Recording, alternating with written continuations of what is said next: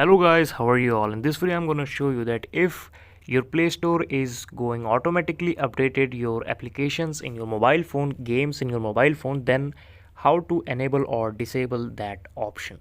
So first we will go in our Play Store account where the problem is happening. Just click on that account. This is my second account on Google Play Store and I will just go on manage apps and devices here.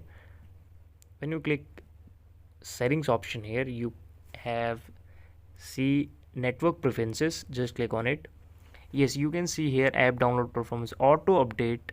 Just switch over any network, then you also can update your application by your mobile data. So we will just auto play and auto update.